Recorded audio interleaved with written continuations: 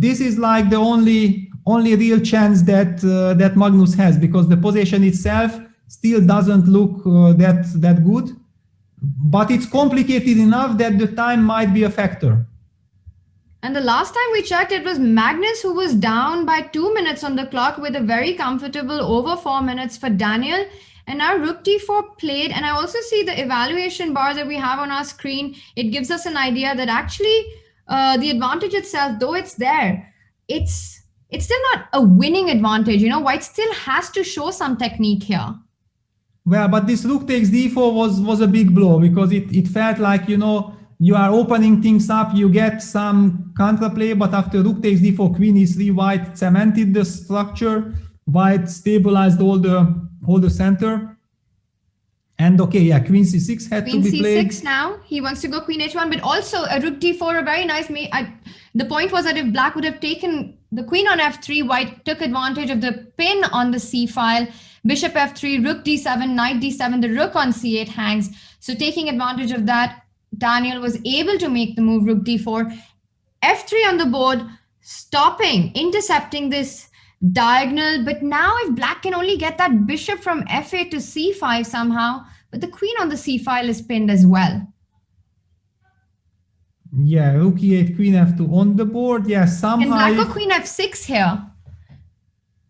Yeah, it does feel like White's pieces are a little bit, I mean, just before with Queen e3, it looked like he gets perfect harmony. And then Queen c6, tempo f3, Rook e8. In time trouble, anything can happen here. And g6 played. I mean, Knight e3 on the board. Black has chances to survive, because, okay, Black winning this is kind of a little bit too much, but certainly Black has some active play here. But you know, you get such few chances against the world champion, and if Dubov misses this one, this could really come back to haunt him.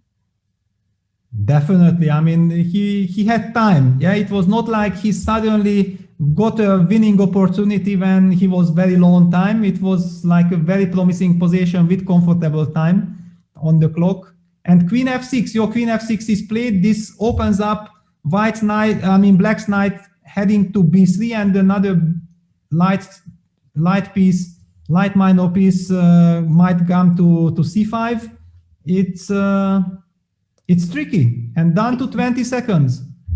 It's very tricky, Peter. Queen f6, Knight b3 is on the board. He played g6 before Queen f6, also making sure the White knight went back, and now Knight g4, hitting the Queen, not giving it time. But I like the Queen on this diagonal. It eyes the b2 pawn, keeps things under control on the king side, and White has to sidestep the threat of Knight b3. So is he going to go Rook d1? He's played it. How can Black has definitely managed to build an initiative. And look at this, Peter. Look at our evaluation bar. It confirms that, in fact, Black isn't doing badly at all anymore. H5 is your recommendation here? Yes, I want to kick this knight away, because maybe, for example, a move like Knight b3 could be answered by Rook d6. Yeah, and Magnus plays h5. He kicks the knight away. Now Knight b3 is on the board, and you know, now anything can happen. Even a Black win is not out of the ordinary. And 15 seconds on the clock for Dubov. He needs to make a move really, really quick, and a complete mess on the board. He's got an extra exchange, but Magnus with all the play suddenly. Yeah, and with 3 seconds on the clock, the move Rook d3 happened. I mean, if I would have to put my money on someone right now, I would be betting on Black to win this game. It's really such a crazy position. This is exactly the type of position where with few seconds on the clock, you might be able to hold on for 1 or 2 more moves. But I mean, Bishop c5 pin, how do you react with few seconds on the clock to such things? But would you be putting your money on Black regardless of who's playing Black here, Peter? You think the position is that good for Black? Well, I mean, I also know that it's Magnus, yeah. But Magnus I knew it. Yeah, Magnus is down to 7 seconds himself, so forget everything. Just look at the game. It's out of control. Bishop c5. I mean, this is really completely crazy now. Yeah, king g8 runs into rook takes b7. This is very important, you know. So Magnus goes king h6. Yeah, what a nice trick that you can then sacrifice your queen and it's checkmate at the end. Stunning. Yeah. And of course, Daniil finds that and now forcing the king to h6 and now he went rook d7. So bishop e3 is met by what? Rook h7 is the point? Well, I don't know, but now after queen was a1... there mate at that moment because it was not so easy to spot, and bishop e3 played now. So rook h7, king g5, f4, black still has king f6, but then you've got rook f7. No, I mean the king is pinned now. That's oh, that was the point. That was the whole point of queen a1 check. That was the point, yeah, but I mean still it feels rook takes b7 exactly. I mean, and that's it.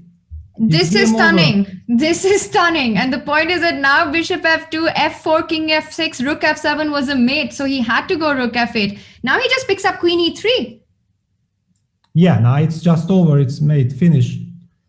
Yeah, that's... Oh my God. You know, that's how quickly things turn around. I mean, whoever got his first, I mean, the first punch, it was kind of decisive because with few seconds on the clock, objectivity just doesn't mean anything.